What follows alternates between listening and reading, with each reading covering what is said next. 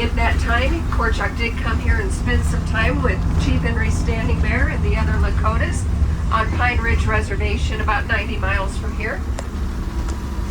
And he also volunteered to go into World War II. When he returned from Europe, he had made his decision to commit his whole life to carving the monument. If you look off here to the left, beyond those power lines, you can see that grove of white aspen trees, just beyond the darker pine trees, Georgia pines. To the right of those white trees is the base of the mountain. And just beyond that, you can't really make it out very well, that is Korchak's tomb. He was laid to rest there in 1982. He bore out his own tomb in the mid-70s, and there's a picture of him standing next to it. He had a sense of humor. There's a two-way radio on the inside and a door knocker on the inside of the door. His wife, Ruth, she opted later on in life to be buried outside of the tomb, so she's laid to rest in that area alongside their daughter Anne and a son-in-law. 7 of their 10 children did commit their lives as well to carving the mountain, and now 3 grandchildren. We have a 3rd generation now.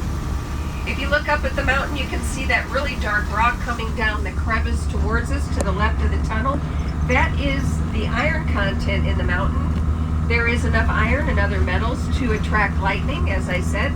So if we have a lightning strike within that 15-mile radius, we are shut down just like we just were.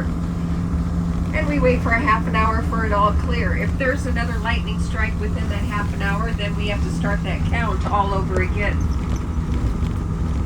The mountain carvers will tell you that they will log more hours during the winter months than they do during this time of year because of the lightning strikes. You can make out that pointing finger really well, and just underneath the pointing finger tip, that is the horse's mane that they have started on. As long as the temperature is above 0 degrees, they can continue working, their equipment will continue working. So they do work year-round as long as the weather cooperates, and they do work 5 days a week.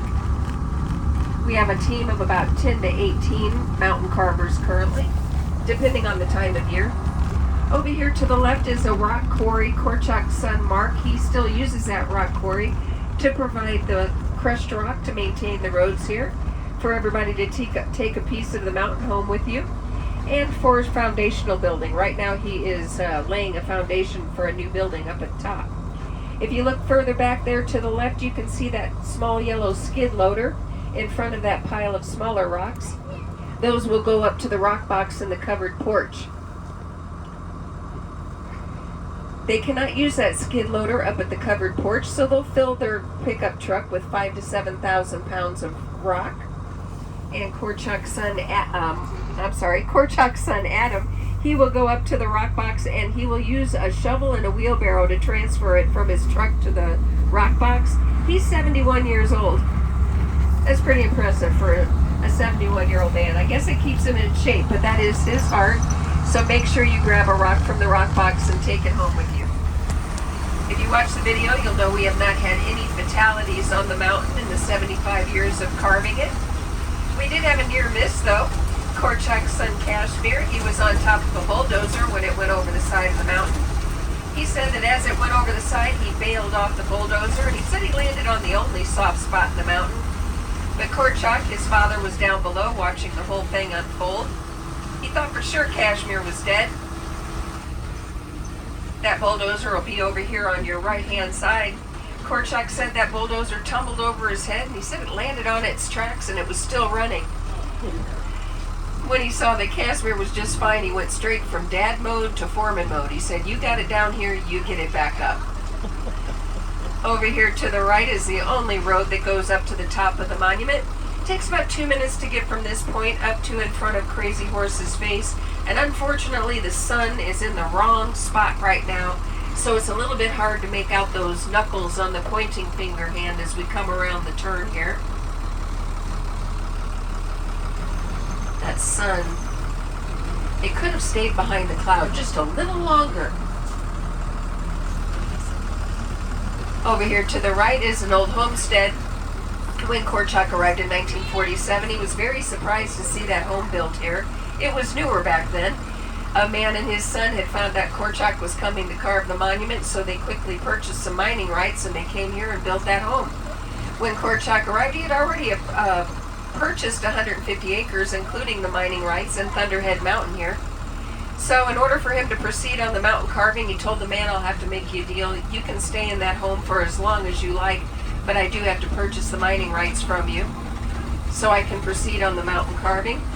It was a cordial deal. They did end up drilling some wells for him, and the son worked in the Welcome Center later on in life when they did finally have a Welcome Center. We're going to pull up here to the viewing area and get off the bus for a little bit. I just ask that you stay within the orange cones and that yellow line that outlines the viewing area.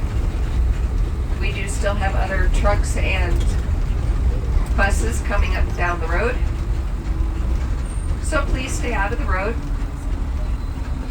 Just give me a second to put that yellow step into place before you get off the bus.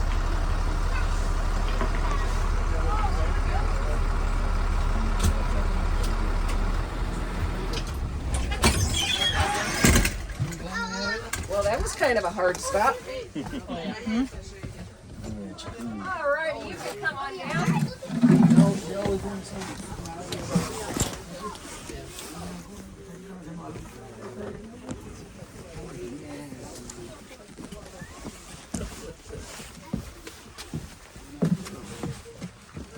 If you'd like me to take the picture with Crazy Horse in the background, I'd be happy to do so.